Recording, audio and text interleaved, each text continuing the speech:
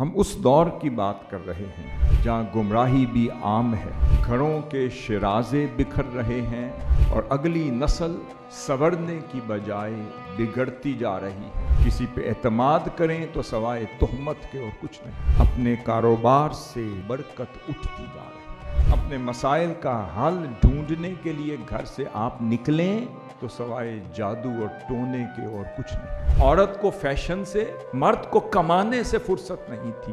گھر میں فلمیں بھی چل رہی ہیں، بلکہ وہ ڈرامے کچھ نہیں، جب جھگڑا ہوتا ہے آپس میں اس سے بڑا ڈرامہ ہی کوئی۔ پتہ چلا کہ اولاد کی شکل میں بنائی ہوئی عمارت بھی زمین بوس ہو رہی ہے۔ یہ قرب قیامت کے ان آثار کی بات کر رہا ہوں کہ اس دور میں ہم اپنے آپ کو کیسے بچائیں۔ ایک ایسی تحریک کا مل جانا، یقین ہو کہ یہیں سے وہ منزل ملے گی اور یہیں گنبد خضراء کے سائے تلے جمع ہو۔